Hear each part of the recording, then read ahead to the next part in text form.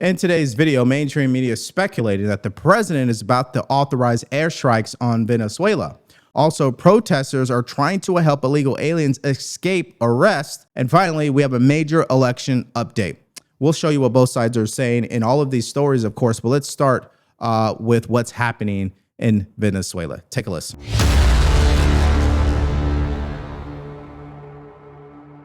Major breaking news stories heading into the weekend. The Pentagon is about to close airspace just off the coast of Puerto Rico. A number of F-35s are stationed there as part of a massive military buildup in the Caribbean. There is a reason Southern Command is putting out all of these videos, although we are not being told in real time why that is. Number two, these would be the exact moves ahead of a U.S. strike on Venezuela. Tonight, President Trump played coy when asked about it by R. Kelly Meyer. There are reports that you are considering strikes within Venezuela. Is that true? No. That you made a decision on that? No, it's not true. Okay, so this is the type of story where the statement two things can be true at the same time totally makes sense. One, the United States of America would love a regime change in Venezuela. Why? Well, a few reasons. Number one, they went full on socialism and ruined that country. At one point, Venezuela used to be one of the wealthiest countries in the world. Now, 1/5 of the population are considered refugees. They have fled that country. And because, I mean, if you think about all the allegations against the president from Democrats, Maduro is exactly what Democrats think President Trump is. He's a king. He lost his election, okay, and refused to leave office, okay? So let's get real here. And the second thing that is true is narco-terrorists. They know the channels that these terrorists are operating with, especially in the seas, and so they're taking up space there. Totally makes sense to me. But you know what Democrats are focused on? The legal side of all of this, because they don't believe they've been given the proper explanation. Take a listen. I want to talk about another issue that's Venezuela. You're ranking member on the Armed Services Committee. You were part of a briefing or non-briefing given to members of Congress earlier this week. The U.S. has been taking out what the Trump administration says are narco-terrorists with deadly strikes almost on a daily basis now, sometimes more than once a day. Are you satisfied with the administration's legal justification provided to the American public and to Congress? No, it's pretty clearly illegal. I mean, look, what the president has decided is to apply the death penalty for drug dealing. That's basically what he's decided. Look, you can have a policy discussion about that, but right now the policy in the United States of America is no, we don't do that, number one. And number two, if we did, typically there would be some process. Not only has the president decided on the death penalty for drug dealing, he has decided to be judge, jury, and executioner. Yeah. No due process, nothing. He makes the decision. And then the explanations that we receive, well, who is subject to this basic death sentence?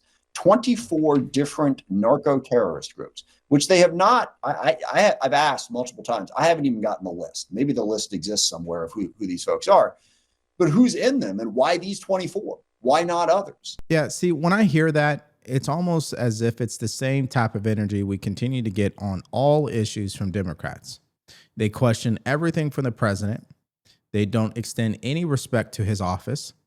And even if they were given the answers that make sense, and they were given the answers that says why this is legal to do, they still wouldn't go for it. I mean, if you look at their behavior since he took office, what makes you believe that even if he gave them the information, they would still be fine with it? I think a part of the administration is hesitant to share information with them because they know that they're not operating in good faith. They may take the information, weaponize it in an effort to sabotage the president. It's sad that has to be said out loud, but the results show that. Now, the person who brought that idea up actually was Senator John Kennedy. Here's what he said earlier. Well, in the grand scheme of life, death, and the resurrection, this is not that complicated. The people being killed are terrorists. We call them narco-terrorists because they're killing our children with drugs. They're just as much terrorists as the jihadists in the Sahel in Africa, in Mali, in Mozambique, in Pakistan, in Afghanistan. In fact, the narco-terrorists in our hemisphere are really even more dangerous in the sense that they're killing more Americans. President Trump's doing something about it, and I thank him for that. Now, some of my colleagues, appropriately, have raised questions about due process and the rule of law. I have met with Secretary of State Rubio, who has explained in great detail about why what we are doing is legal and why the people that we are killing are known narco terrorists. Look, I hear my Democratic colleagues, and I appreciate it, and to some extent they're right. They deserve to be briefed. But I also know that some of my Democratic colleagues are not in good faith. It doesn't matter what they're briefed on. They're gonna oppose the president on this. Yeah, so let's take a moment to talk about sleep. Why is this so important? Well, we talk about politics every day. It's craziness what's happening out there. And I have a problem with falling asleep on time and staying asleep. This is why I use something called Beam Dream. This is a nighttime drink, all natural. It helps you fall asleep, but also helps you stay asleep so you wake up feeling rested. It uses a blend of mushrooms, melatonin, and amino acid that promotes relaxation, but there is a melatonin-free version if you prefer that. Now, I used to struggle with sleep quite a bit due to my service in the military, but now I actually wake up feeling rested and energized to start the day. And don't take my word for it, 90% of Dream users reported less nighttime restlessness. Now, for my listeners out there, they're giving you guys access to their early Black Friday sale. Get 50% off your first month as long as you use my promo code DARKENS at checkout. This is the best discount I've ever had with Beam, so take advantage of it now. Again, this is their early Black Friday sale. Use promo code DARKENS at checkout. Now, here's a thought exercise. If this was Kamala Harris issuing these orders, how would you react right now? Would you be questioning her decision-making regarding this, or would you support it? Principles over tribalism, folks. I would support it. Because I do believe if you're going to compare all the terrorists out there, the ones who are doing the most damage are next door. It's interesting, huh? And also, Bernie Sanders posted this today. Trump is illegally threatening war with Venezuela after killing more than 50 people in unauthorized strikes at sea. The Constitution is clear. Only Congress can declare war. Congress must defend the law and end Trump's militarism. So I guess the question for everybody here is, how do you feel about it all? Technically, throughout history, President Trump is not the only one to do this. In fact, what he's doing is a tiny fraction of what the bomber-in-chief did, and that is Barack Obama. Well, Mr. Maduro, who has seized control of Venezuela, is a terrorist himself. He has blood stains under his fingernails. He's not there by popular support. In fact, he has a cartel full of narco-terrorists of his own. And he's scared. And I'm glad he's scared. He's scared that he's going to be attacked. And yes, he's supported right now by Cuba. I'm sure he is talking to America's enemies. China, for example, Russia. But he's just as much at fault as some of these people driving the boats with the drugs in them. All right. So bottom line for me, it's very clear that as long as military personnel are not on the ground, they're not engaged in combat, I'm good. Okay. Secondly, as long as the president continues to take action with things that are happening here in our country, I'm good with it as well. Which leads me to point number 3. It's possible that he's going to this extent to address what's happened in our country, and that is drug trafficking. Okay. Or from a long-term standpoint, they want a regime change. I could reason with why they would want that, because Maduro refuses to leave office, even though the people of Venezuela have already voted him out. So it kind of makes sense to me why they may be taking this approach. We may not agree with it at the end of the day, but I could understand why. Let me know if you guys see it the same way. All right, next story is your daily ICE update. This Karen found out really quickly because she tried to remove an illegal alien who was arrested from an ICE vehicle. Take a listen. Hey! Hey! Hey! No! No!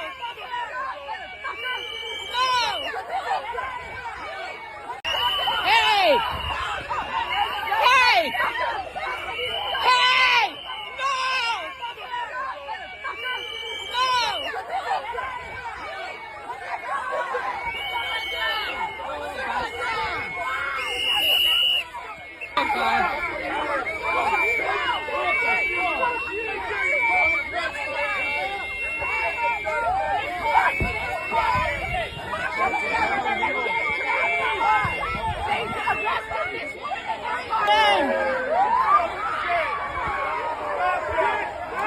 Yeah, see, I showed that clip to you guys because so we're showing you guys that clip to continue to show you the full picture of what's happening. You now have individuals walking up to ICE vehicles, opening the door and trying to remove illegal aliens who have been arrested already. Now, imagine if you did that to your local police officer. What would happen to you? You would be arrested. You'd be thrown to the ground, detained immediately. But see, situations like this is not going to get reported, and you're not going to hear anything from Democrats. They support this behavior. It brings me back to my main point here is their intentions do not line up with the results. Let me show you an example of that. Federal agents confirmed they were in the middle of stopping this dark-colored Honda on Vineyard Avenue as their SUVs surrounded the car. The man driving this lighter-colored Lexus stopped and tried to intervene. He saw someone being basically surrounded by armed men with a mask, and so he decided that he was going to try to see what was going on. Javier Hernandez is speaking for the family of the man in the Lexus, who, according to a statement from Assistant Secretary Tricia McLaughlin, quote, attempted to run officers over by reversing directly at them without stopping. An ICE officer, fearing for his life, fired defensive shots at the vehicle. What we know is that he was shot in the shoulder. He then drove himself to his brother's house. Just around the corner to the Country Meadows mobile home park, where you can see investigators surrounding the vehicle, even make out a shattered window. Now, the family says a 24-year-old was shot in the shoulder, so they immediately drove him to a nearby hospital with federal agents right behind them. Okay, so let's go over the merits of the case. Okay, one, law enforcement officers were conducting business, right? They were in the middle of apprehending, detaining an illegal alien. This is official business. An American citizen or another migrant himself stopped them from doing that, started to obstruct them from doing that, and then, according to Tricia McLaughlin, used his vehicle in a threatening way, which led to ICE agents shooting the vehicle and hitting the guy in the shoulder. Now, if we just stop right there, the only thing that is wrong and the root cause to this is, why do you believe you have the authority to intervene? You want to fight ICE agents, you don't do it while they're doing their business. It's like you want to fight against cops, you don't do it in the moment. You take them to court. This comes just over a week after TikTok influencer Carlitos Ricardo Parias was shot in the elbow after investigators say he tried to ram his car into federal agents in South LA. A deputy marshal was hit by a ricochet bullet. Now, the man who was originally stopped today was not injured in the shooting. He was detained, as you see here. No word on why he was originally stopped. There is no information. This is, where we need DHS to put more information out, not just for the family, but for the community here that is really scared about. And that is the main rebuttal I have every single time. If you don't want ICE going into the neighborhood, once you arrest illegal aliens for committing crimes, you should be handing them over. But Democrats refuse to do that. Goes back to, they're not focused on principles. They're focused on tribalism. They have to fight against President Trump. That is the culture of the Democrat Party. That is the mindset of the Democrat Party. The problem is it violates the principle that they are trying to run on and convince the American public that they want to keep the streets safe. It doesn't work that way. That's not the reality. A suspect arrested in connection with a deadly hit-and-run crash in Southern California. was in the U.S. illegally. Jose Abelardo Villegas Orbe, who had 2 prior DUI arrests, has been charged in the death of a 14-year-old La Quinta high school freshman. The teen was riding his bike in October 10th when he was struck and died from his injuries earlier in the week. Okay, so bottom line is multiple things are true at the same time. One, they're always going to try to find some situation to prove that ICE is going too far. But really, they're not. But you can find at least one scenario where you could argue that. I'm not denying that. They're not perfect. But it's also true. Overall, they're lawful. Overall, they're within the Constitution. And number 3, if Democrats wanted to take control, what they should be doing is collaborating with the administration instead of fighting against them. I think all of those things are true at the same time. Next story is the election update. 4 are in the books next week. California, Virginia, New Jersey, and New York City. According to CNN and their data analysts, it's not looking good for Republicans. Take a listen. Harry. Okay, so Harry, when we're looking at races, you've got New York, you've got New Jersey, you've got Virginia, so much attention being played to these 3 races. What is happening? How much of this really, those races, is actually a test of Donald Trump? How much is it actually about the races themselves and what's happening in those areas? Yeah, I mean, look, if they're a test of Donald Trump, then Donald Trump can't be too happy with what we're seeing in the data right now. I mean, you talk about New Jersey. What do we see there? I know a lot of Republicans want to think that Jack Ciattarelli is closing the gap. But in all honesty, what we see there is that the Democratic candidate, Mikey Sherrill, has a clear advantage, about 6 points. That's the closest of the 3 races that we're talking about. Virginia, you see Abigail Spanberger way up there by double digits, up by 10 points. And then, of course, you were just interviewing Andrew Cuomo, but you see that Zohran Mamdani, the Democratic nominee, is ahead there by 16 points. At this point in time, and granted, election day, we'll see what happens, but at this point in time, to me, it seems like the Democrats are most likely going to sweep all 3 of those races, and that's in part because of Donald Trump, but it's also in part because, especially in a place like Virginia, they have a much better liked candidate than the Republican candidate. Yeah, I slightly disagree with his take for a couple of reasons. Number 1, the Republican Party is terrible at voter turnout. The anomaly here is President Trump and the MAGA movement. That is different than Republicans. In some cases, they are not the same person. Remember, President Trump and the MAGA movement is populist driven. America first.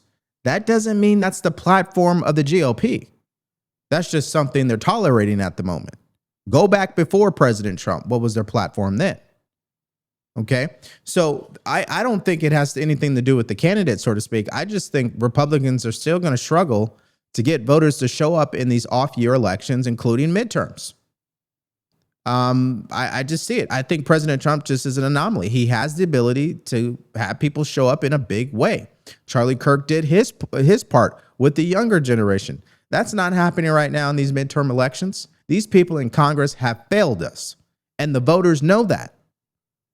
It's an interesting dynamic, but he continues. How rare would it be, or how rare is it in this moment, perhaps, for Democrats to be leading with those margins? Yeah, okay. So this, to me, is what's so interesting. You know that I like going through the spreadsheets. I like going through the history books. Harry likes the data and the history. I like the data. I like the history. I'm a little bit of a nerd. So, I was interested. How often do we actually see the Democratic side sweep all 3 of these races? New Jersey governor, Virginia governor, and New York City mayor. And it happened back in 2017. But beyond that, there are very few examples in history where we've seen the Democrats actually sweep all three of these races. 1989, of course, that was Dinkins in New York City. That was Jim Florio in New Jersey. And that was Douglas Wilder in Virginia. And then before that, you have to go back before either of us were born, to go back to 61, 57, 53. It has only happened 5 times in the last 90 years, what seems like is going to happen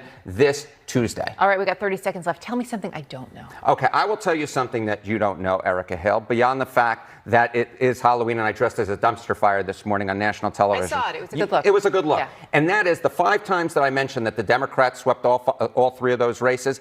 Each and every single time the following year, they won a majority in the U.S. House of Representatives. So if Democrats sweep on Tuesday, it, in my opinion, is a very good sign looking forward to 2026 and taking back that majority from the Republicans. We will be watching for it. Happy Halloween. Happy Halloween, Erica Nice Hill. to see you, my nice friend, to see as you. always. Okay, so the interesting thing for me is if you were to go back in history, you would see that what he is saying is not far off. I mean, if a Republican president wins the election and Republicans are the majority of the House and the Senate, according to history, they will lose either the House or the Senate in the midterms. It's just the way that it goes, and vice versa.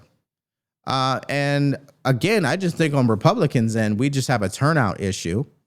And I also believe that a lot of voters don't trust in what they are doing in Washington.